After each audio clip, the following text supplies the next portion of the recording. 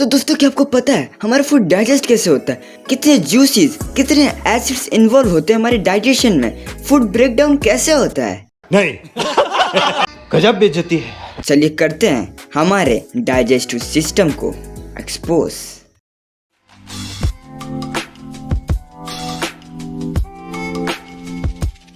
तो दोस्तों जहाँ बात डाइजेस्टिव सिस्टम की आती है वहाँ बात एलिमेंट्री कैनल की आती है। क्यों? क्योंकि जितने भी ऑर्गन्स फूड के डाइजेशन में लगे होते हैं उनको साथ में एलिमेंट्री कैनल बोला जाता है, क्योंकि वे कैनल शेप में साथ में ज्वाइन रहते हैं। और हमारे डाइजेस्टिव सिस्टम में आते हैं ये organs: mouth, oesophagus, stomach, small intestine, large intestine. बस हो गया डाइजेशन। वैसे लार्ज इंटेस्टाइन के बाद आता है एक्सक्रीशन सिस्टम, जो हमारे बॉडी के वेस्ट प्रोडक्ट्स को बाहर निकाल देता है। आइए जानते हैं एक एक करके हमारे डाइजेस्टिव ऑर्गन्स के बारे में। मजा आएगा ना भिड़ो। माउथ का हमारे डाइजेशन में बहुत बड़ा रोल होता है। क्यों? क्योंकि हम जब फूड अपने माउथ में चीव करते हैं तो वो सारे फूड पार्टिकल्स को एक ही साइज में कन्वर्ट कर देता है, जो डाइजेशन के लिए अच्छा होता है। और दूसरी बात, माउथ में होता है एक सैलिवरी ग्लैंड जो सलाइवा सीक्रेट करता है। जैसे पिज्जा देखने पर हमारे मुंह में पानी आता है, वाह भाई वाह, क्या खाने को मिलेगा। वो जो पानी होता है ना, वो पानी नहीं होता, वो फ्लूइड होता है जिसको सलाइवा बोलते हैं, और वो सैलिवरी ग्लैंड से सीक्रेट किया जाता है। वैसे इस सलाइवा में होता है एक सैलिवरी अमाइलेज, जो स्टार्च, जिसको कॉम्प्लेक्स शुगर बोलते हैं, जो अच्छे से डाइजेस्ट नहीं हो पाता है, उसको कन्वर्ट कर देता है सिंपल शुगर यानी ग्लूकोज में, जो इजीली डाइजेस्टेबल हो सकता है। मतलब ये सलाइवरी अमाइलेज एक नॉन डाइजेस्टेबल फॉर्म से डाइजेस्टेबल फॉर्म में कन्वर्ट कर देता है। लेकिन हमारा फूड हमारे मुंह में 4-5 घंटे के लिए नहीं रहता है, इसलिए कुछ हद तक, सिर्फ कुछ हद तक हमारे मुंह में ये जो कॉम्प्लेक्स शुगर है सिंपल शुगर में कन्वर्ट होता है। बाकी का काम होता है स्टमक और स्मॉल इंटेस्टाइन में, वो आगे हम लोग जानेंगे। और ये जो सलाइवा है हमारे फूड को सॉफ्ट बना देता है, क्योंकि हमारा ऑसोफेगस जो फूड पाइप है वो भी सॉफ्ट है। लकड़ी का तो बना नहीं है कि पत्थर ढेले चले जाएंगे, इसलिए फूड को सॉफ्ट बनाना इम्पोर्टेंट है। Food soft, oesophagus soft, smooth movement होती है फूड की। फिर आइए जानते हैं ऑसोफेगस के बारे में। वैसे इस ऑसोफेगस का एक मेन काम यही है कि वो माउथ से स्टमक तक फूड को पहुंचाता है, एक इंटरमीडिएटरी की तरह काम करता है। वैसे गजब की बात फूड पाइप के बारे में ये है कि उसमें होता है स्पेशल मसल्स। वो क्या करते हैं, रिदमेटिकली कॉन्ट्रैक्शन और रिलैक्सेशन करते हैं, जिसके वजह से फूड मूव करता है पेट की ओर। और इसी फूड पाइप के स्पेशल मूवमेंट को बोलते हैं पेरिस्टाल्टिक मूवमेंट। चलिए अब चलते हैं हमारे टम्मी की ओर। भाई जैसे हमको पता है कि स्टमक एक ऐसा ऑर्गन है जिसमें ज्यादा फूड आने की वजह से वो फूल जाता है, और यही वो जगह है जहाँ से एसिड्स और different types of juices mix होने लगते हैं फूड में।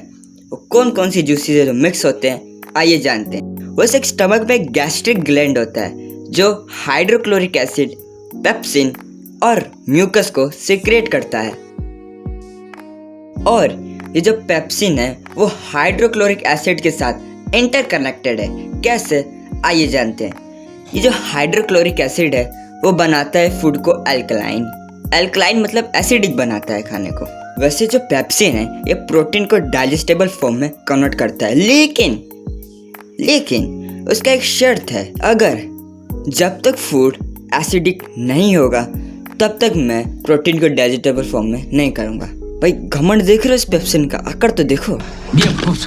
वैसे इस एसिडिक वाले झमेले को दूर करता है हाइड्रोक्लोरिक एसिड। वही फूड को एसिडिक बनाता है, जिसके कारण पेप्सिन फूड पे एक्शन लेता है और प्रोटीन को डाइजेस्टेबल फॉर्म में कन्वर्ट करता है। लेकिन आपने सोचा है कि जो HCl है, जो हाइड्रोक्लोरिक एसिड एसिडिक होता है, वो तो हमारे पेट को भी डैमेज कर सकता है, नुकसान पहुंचा सकता है कि नहीं? लेकिन स्टमक को हाइड्रोक्लोरिक एसिड से प्रोटेक्ट करता है हमारा म्यूकस, इसलिए वो सीक्रेट किया जाता है। वो स्टमक को कवर कर लेता है, जिसकी वजह से हाइड्रोक्लोरिक एसिड स्टमक को डैमेज नहीं कर सकता। इसकी वजह से सिर्फ HCl जो है फूड पे ही एक्शन लेता है। उसके बाद स्टमक में ये सब चीज होने के बाद फूड भेजा जाना है स्मॉल इंटेस्टाइन में, और ये स्मॉल इंटेस्टाइन में फूड जाता है स्फिंक्टर मसल्स के मदद से, जो पेट में होता है। अब जो स्टमक से स्मॉल इंटेस्टाइन में फूड ऑटोमेटिक तो चला नहीं जाएगा, इसलिए ये काम करता है स्फिंक्टर मसल्स, यही भेजता है स्टमक से स्मॉल इंटेस्टाइन में फूड को। अब चलिए बात करते हैं हमारे स्मॉल इंटेस्टाइन की, जो सबसे बड़ा पार्ट होता है एलिमेंट्री कैनल का। And for your kind information, ये स्मॉल इंटेस्टाइन होता है एक अडल्ट मैन में 6.5 metre long. Can you imagine? अब इस स्मॉल इंटेस्टाइन में डिफरेंट ग्लैंड से डिफरेंट टाइप के एसिड और जूसेस आते हैं फूड को डाइजेस्ट करने के लिए। कैसे आते हैं आइए देखते हैं। मेरे को तो ऐसा धक धक हो रहा है। वैसे हमारे पेट से जो स्मॉल इंटेस्टाइन में खाना आया होगा वो कार्बोहाइड्रेट, प्रोटीन और फैट्स के फॉर्म में होगा। और इन तीनों को डाइजेस्ट करने के लिए 3 अलग अलग जूसेस आते हैं। कैसे आइए देखते हैं। पहले बात करते हैं डाइजेशन ऑफ फैट्स की, वो कैसे होता है। तो दोस्तों हमारे लीवर से एक आता है जूस जिसको बोलते हैं बाइल जूस, जो गाल ब्लेडर में स्टोर किया जाता है, जैसा कि आप स्क्रीन पर देख सकते हैं। ये बाइल जूस क्या करता है, ये जो फैट्स है ये पहले हमारे स्मॉल इंटेस्टाइन में लार्ज ग्लोब्यूल्स के फॉर्म में होता है जो इजीली डाइजेस्टेबल नहीं होता है। ये जो बाइल जूस होता है इसको स्मॉल ग्लोब्यूल्स में कन्वर्ट कर देता है जो इजीली डाइजेस्ट किया जा सकता है। किसके द्वारा किया जा सकता है? एंजाइम्स के द्वारा। हमारे स्मॉल इंटेस्टाइन में डिफरेंट एंजाइम्स है जो फूड को डाइजेस्ट करते हैं। बाइल जूस का तो काम है बस लार्ज ग्लोब्यूल्स से स्मॉल ग्लोब्यूल्स में कन्वर्ट करना। बाकी का काम जो डाइजेशन है, एब्जॉर्प्शन है, सब एंजाइम्स करते हैं। ये बाइल जूस हमारे स्मॉल इंटेस्टाइन में फैट्स को डाइजेस्ट करने के लिए सिक्रेट कर दिया जाता है बस। और स्मॉल इंटेस्टाइन में एक और जगह से सिक्रेशन आता है, वो है पैनक्रियास। पैनक्रियास से आता है पैनक्रिएटिक जूस जिसमें 2 टाइप के एंजाइम्स होते हैं, ट्रिप्सिन और लाइपेज। ट्रिप्सिन प्रोटीन को डाइजेस्ट करता है और जो लाइपेज है ये एमल्सिफाइड फैट्स को डाइजेस्ट करता है। पैनक्रिएटिक जूस में एक और टाइप का एंजाइम्स होता है जिसको बोलते हैं पैनक्रिएटिक एमाइलेज। ये कार्बोहाइड्रेट्स को जो स्टार्च के फॉर्म में होता है इसको सिंपल शुगर ग्लूकोज में कन्वर्ट करता है। जैसा कि मैंने आपको बताया था, थोड़ा सा काम माउथ में हो गया, बाकी का काम स्मॉल इंटेस्टाइन में हो गया। और एक और चीज़ हम नोटिस कर सकते हैं कि माउथ में जो सैलिवरी अमाइलेज होता है वो कन्वर्ट करता है और स्टार्च को ग्लूकोज में, और स्मॉल इंटेस्टाइन में पैनक्रिएटिक अमाइलेज होता है वो कन्वर्ट करता है स्टार्च को ग्लूकोज में। अमाइलेज और स्मॉल इंटेस्टाइन को कैसे भूल सकते हैं। माना कि स्मॉल इंटेस्टाइन में सब काम हो रहा है, लेकिन भाई डाइजेस्टिव सिस्टम का स्मॉल इंटेस्टाइन राजा है भाई, वो सीक्रेशन नहीं छोड़ेगा तो कैसे चलेगा। इसलिए स्मॉल इंटेस्टाइन एक जूस सीक्रेट करता है जिसको बोलते हैं इंटेस्टिनल जूस। और इस जूस में नंबर ऑफ एंजाइम्स होते हैं जो फाइनली कॉम्प्लेक्स कार्बोहाइड्रेट जो स्टार्च होता है ग्लूकोज में कन्वर्ट कर देता है, प्रोटीन को अमीनो एसिड्स में कर देता है और फैट्स को ग्लाइसरॉल और फैटी एसिड्स में कन्वर्ट कर देता है। अब भाई स्मॉल इंटेस्टाइन में जो सारे चीज जिसमें कन्वर्ट हुए हैं, बस यही है फाइनल प्रोडक्ट। अब ये डाइजेस्ट हो चुके हैं और इन सब चीज को स्मॉल इंटेस्टाइन में जो विली होते हैं, फिंगर लाइक स्ट्रक्चर न्यूमरस होते हैं, बहुत मिलियंस ऑफ विलीज होते हैं स्मॉल इंटेस्टाइन, ये एब्जॉर्ब करते हैं।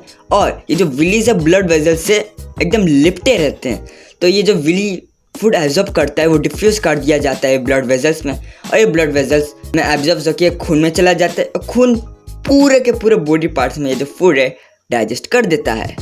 और जो बाकी का अनडाइजेस्टेड फूड है जाता है लार्ज इंटेस्टाइन में। लार्ज इंटेस्टाइन का एक मेन चीज़ ये कि ये जो अनडाइजेस्टेड फूड है इसमें से ज़्यादा पानी एब्जॉर्ब कर लेना, और जो बाकी का कूड़ा बचा रहता है वो एक्सक्रीटरी सिस्टम द्वारा निकाल दिया जाता है।